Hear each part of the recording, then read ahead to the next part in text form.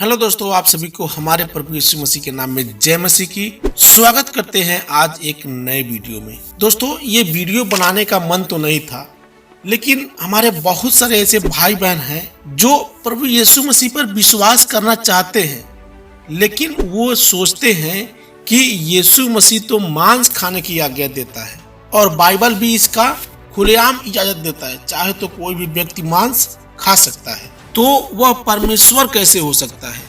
मांस खाना तो राक्षसों का काम है, तो यीशु मसीह कभी परमेश्वर हो ही नहीं सकता। देखिए मेरे प्रियो, इसके पहले मैं आपको बता दूं कि बाइबल में ये कहीं नहीं लिखा है कि यदि आप यीशु मसीह पर विश्वास करना चाहते हैं तो आपको मांस खाना ही जरूरी है। नहीं, बिल्कुल नहीं। आप यदि मांस नहीं खाते हैं तो भी प्रभु यीशु मसीह पर विश्वास कर सकते हैं, लेकिन यदि आप मांस खाते हैं तो भी इसमें कोई बुराई नहीं है, क्योंकि मैं कुछ बातें आपको बताने वाला हूं, तो आशा करता हूं कि वीडियो में आप लास्ट तक बने रहेंगे। मेरे प्रियो, जब हम उत्पत्ति अध्याय 1 का 29 पढ़ते हैं तो यहाँ परमेश्वर का वचन कहता है, फिर परमेश्वर ने उनसे कहा, किनसे कहा? आदम और हव्वा से कहा, सुनो, जितने बीज वाले छोटे छोटे पेड़ सारी पृथ्वी के ऊपर है और जितने वृक्षों में बीज वाले फल होते हैं वे सब मैंने तुमको दिए हैं, वे तुम्हारे भोजन के लिए हैं। क्या कह रहे हैं? ये जो मैंने तुमको छोटे छोटे बीज पेड़ पौधे दिए हैं और फल फूल दिए हैं, ये तुम्हारे भोजन के लिए हैं। तो देखा जाए तो यहाँ परमेश्वर का आज्ञा है कि किसी को मांस नहीं खाना है, सबको साग पात फल फूल और सब्जियां ही खाना है। तो यहाँ तो मांस खाने का कहीं भी जिक्र है ही नहीं। फिर मेरे प्रियो, जब हम उत्पत्ति अध्याय 9 का 3 और 4 पढ़ते हैं तो यहाँ परमेश्वर का वचन कहता है, सब चलने वाले जंतु तुम्हारा आहार होंगे, जैसे तुमको हरे हरे छोटे पेड़ दिए थे वैसे ही तुम्हें सब कुछ देता हूँ, पर मांस को प्राण समेत अर्थात लहू समेत तुम न खाना। ये मैं अपनी ओर से नहीं बोल रहा हूँ, ये बाइबल ही खुद इजाजत देता है कि सब चलने वाले जंतु तुम्हारा आहार होंगे, जैसे तुमको हरे हरे छोटे पेड़ दिए थे वैसे ही तुम्हें सब कुछ देता हूँ, पर मांस को प्राण समेत अर्थात लहू समेत तुम मत खाना। देखिए दोस्तों, अब मैं आपकी बातों को समझ सकता हूँ कि आपके दिमाग में क्या चल रहा है। आप सोच रहे होंगे कि ये कैसा परमेश्वर है जो मांस खाने की आज्ञा दे रहा है। देखिए मेरे प्रियो, बाइबल जो परमेश्वर का वचन है, इसमें कोई भी बात छुपाया नहीं जाता है। यदि आप अपनी सोच से, अपनी इंसानी दिमाग से इस वचन से तुलना करेंगे तो आप यही सोचेंगे कि ये कैसा परमेश्वर है जो मांस खाने की आज्ञा दे रहा है ना। लेकिन मैं आपको बता दूं कि परमेश्वर जो है ना, वो अनंत काल का पिता है, उसको भूत भविष्य वर्तमान सब कुछ पता है। मैं आपसे पूछना चाहता हूं कि जब आप कोई दवा खाते हैं या कोई इंजेक्शन लगवाते हैं तो वो दवा आखिर कैसे तैयार किया जाता है? उन्हीं जानवरों को मारकर। मैं क्षमा चाहता हूँ, यदि आप इतने बड़े इंसान हैं तो आपको दवा नहीं खाना चाहिए ना। हम जब लैब में देखते हैं तो बहुत सारी ऐसे टेस्ट हैं जो जानवरों पर ही एक्सपेरिमेंट किए जाते हैं। जब हम हाथ धोते हैं या पानी गर्म करते हैं या पानी पीते हैं तो बहुत सारे ऐसे बैक्टीरिया हैं जो तड़प तड़प के मर जाते हैं। तो यहाँ हम पढ़ते हैं दोस्तों, उत्पत्ति अध्याय 9 के 4 और 5 में, पर मांस को प्राण समेत अर्थात लहू समेत तुम न खाना, और निश्चय मैं तुम्हारा लहू अर्थात प्राण का बदला लूंगा। यहाँ मैं आपको बताना चाहता हूँ मेरे प्रियो कि प्राण और लहू दोनों एक ही होते हैं। ऐसा नहीं है कि प्राण अलग है और लहू अलग है। यदि कोई व्यक्ति किसी जानवर को मार देता है तो उसका अस्तित्व वहीं खत्म हो जाता है। उसके अच्छे बुरे कर्मों का न्याय नहीं होता है। न्याय केवल इंसानों का होता है और इंसानों में ही सोल यानी आत्मा होता है, जानवरों में आत्मा नहीं होता है। अब मैं समझ सकता हूँ कि ये सब बातें सुनकर आपके मन में कुछ उथल पुथल जरूर चल रहा होगा, लेकिन मेरे दोस्त आगे बात करेंगे हम इसके बारे में। तब तक के लिए आप वीडियो में बने रहिएगा। अब आगे पढ़ते हैं। जो कोई मनुष्य का लहू बहाएगा उसका लहू मनुष्य ही से बहाया जाएगा, क्योंकि परमेश्वर ने मनुष्य को अपने ही स्वरूप के अनुसार बनाया है। अब यहाँ देखिए, परमेश्वर ने मनुष्य को एक खास जगह दिया है।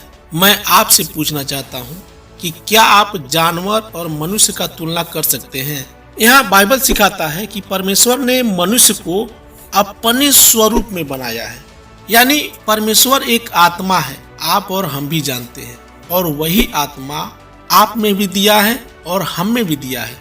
लेकिन यदि जानवरों के अंदर आत्मा है तो उनको क्यों नहीं अपने स्वरूप में परमेश्वर ने बनाया? परमेश्वर ने मनुष्य को एक खास दर्जा दिया है, खास जगह दिया है। मान लीजिए एक मच्छर है और एक इंसान है, तो दोनों की तुलना आप कर सकते हैं? नहीं कर सकते हैं। परमेश्वर ने मनुष्य को एक अलग जगह दिया है और मच्छर को अलग जगह दिया है, तो दोनों में बहुत फर्क है। लेकिन यहाँ जब हम पढ़ते हैं उत्पत्ति अध्याय 9 के 6 में, तो यहाँ परमेश्वर का वचन कहता है, जो कोई मनुष्य का लहू बहाएगा उसका लहू मनुष्य ही से बहाया जाएगा। यानी मान लीजिए कोई इंसान है, तो वो इंसान का लहू नहीं बहा सकता है, उसको नहीं मार सकता है, ये घोर अपराध है। लेकिन यदि हमको जरूरत पड़ेगा तो हम कीड़े मकोड़े को भी मारेंगे, मच्छर को भी मारेंगे, चूहा को भी मारेंगे और सांप को भी मारेंगे। लेकिन आप इस गलतफहमी में मत पड़ना कि हम किसी इंसान की हत्या कर दें। नहीं, ऐसा सोचना भी अपराध है। तो आपने क्या समझा दोस्तों? यदि आप एक मुर्गा या बकरी खाते हैं तो इसमें कोई पाप नहीं है। मेरे प्रियो, आप कोविड के समय में देखे होंगे कि हम जब भी घर से बाहर निकलते थे तो हमारे मन में एक डर बना होता था कि कहीं हम गलती से अपना हाथ रख दिए तो कहीं मेरे हाथ में कोविड वायरस न चिपक जाए। तो हम घर जब आते थे तो अपने हाथ साबुन से खूब रगड़ रगड़ के धोते थे, या अपने साथ सैनिटाइजर लेकर घूमते थे कि जहाँ कहीं भी हाथ रखेंगे तो तुरंत सैनिटाइजर जेब से निकाल कर अपना हाथ धो लेंगे। तो इतना भय हमारे अंदर बना होता था। लेकिन मेरा सवाल यह है कि क्या उन सारे वायरस यानी कीटाणुओं का भी जस्टिस होगा, न्याय होगा? नहीं मेरे प्रियो, जानवरों का कभी न्याय नहीं होता है। वो मर गए, उसके बाद उनका अस्तित्व खत्म। देखिए मेरे प्रियो, न्याय केवल इंसानों का होता है, उसके कर्मों का होता है कि कोई भी इंसान अपने जीवन में कितना अच्छा किया है और कितना बुरा किया है। बहुत से लोग ये भी कहते हैं कि चावल, गेहूं, फल फूल, पेड़ पौधे, इन सब में भी आत्मा होता है, लेकिन ऐसा नहीं है मेरे प्रियो। देखिए मेरे प्रियो, अब मैं आपको कैसे समझाऊं? सच्चाई जो होता है वो बहुत कम लोग ही मानते हैं जो उसको समझते हैं। मेरे प्रियो, हम बाइबल का एक और आयत पढ़ते हैं, मरकुस अध्याय 7 का 14। यहाँ प्रभु यीशु मसीह कहते हैं, तुम सब मेरी सुनो और समझो, ऐसी तो कोई वस्तु नहीं जो मनुष्य में बाहर से समाकर उसे अशुद्ध करे, परंतु जो वस्तुएं मनुष्य के भीतर से निकलती है वे ही उसे अशुद्ध करती हैं। यदि किसी के सुनने के कान हो तो सुन ले। तो यहाँ कहने का मतलब ये है, ऐसी तो कोई वस्तु नहीं जो मनुष्य खाए और अशुद्ध हो जाए। लेकिन मेरे प्रियो, यहाँ वचन कहता है कि मनुष्य के भीतर से जो वस्तुएं निकलती है वही उसे अशुद्ध करती है। जैसे चोरी, बेईमानी, झूठ, नफरत, निंदा, बुरी भाषा, गाली गलौज, ये सब इंसान को अशुद्ध करती है। फिर आगे पढ़ते हैं, क्या तुम भी ऐसे नासमझ हो? क्या तुम नहीं समझते कि जो वस्तु बाहर से मनुष्य के भीतर जाती है वह उसे अशुद्ध नहीं कर सकती, क्योंकि वह उसके मन में नहीं परंतु पेट में जाती है और शौच में निकल जाती है। यह कहकर उसने सब भोजन वस्तुओं को शुद्ध ठहराया। कहने का मतलब यह है कि कोई भी इंसान जो कुछ भी खाता है पीता है वह उसके पेट में जाता है और पैखाने के रास्ते बाहर निकल जाता है। लेकिन जो सही मायने में इंसान को अशुद्ध करता है वो इंसान उसे साफ तो करता नहीं। फिर आगे पढ़ते हैं, फिर उसने कहा, जो मनुष्य में से निकलता है वही मनुष्य को अशुद्ध करता है, क्योंकि भीतर से अर्थात मनुष्य के मन से बुरे बुरे विचार, व्यभिचार, चोरी, हत्या, परस्त्रीगमन, लोभ, दुष्टता, छल, लूचपन, कुदृष्ट, निंदा, अभिमान और मूर्खता निकलती है। तो मेरे प्रियो, कहने का मतलब ये है कि इंसान कोई भी चीज खाने और पीने से अशुद्ध नहीं होता है। सबसे पहले परमेश्वर हमारे मन को देखता है कि हमारा मन साफ है कि नहीं। लेकिन यदि हमारे मन में ही सैकड़ों बुराइयां भरी होंगी तो वो बुराइयां हमें कभी चैन से जीने नहीं देंगी। तो मेरे प्रियो, यदि आप सोच रहे हैं कि यीशु मसीह तो मांस खाने की आज्ञा देता है, तो वो कैसे परमेश्वर हो सकता है?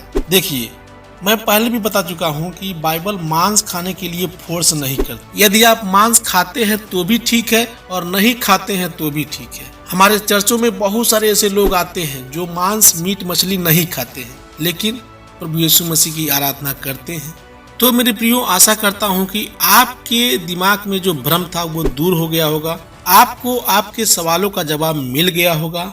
यदि आप इस चैनल को सब्सक्राइब नहीं किए हैं तो सब्सक्राइब कर लें और अपने मसीह भाई बहनों में, आप जो भी चलाते हो, इंस्टाग्राम, फेसबुक, ट्विटर, व्हाट्सएप, अपने मसीह भाई बहनों में इस वीडियो को शेयर जरूर करें, क्योंकि बहुत सारे लोगों को अब तक ये बातें नहीं पता होंगी और उनके भी मन में ये चल रहा होगा कि यीशु मसीह तो मांस खाने की आज्ञा देता है, तो वो परमेश्वर नहीं हो सकता। तो मेरे प्रियो, उनके पास ये वीडियो शेयर जरूर करें ताकि उनको भी पता चल सके। मिलते हैं फिर अगले वीडियो में।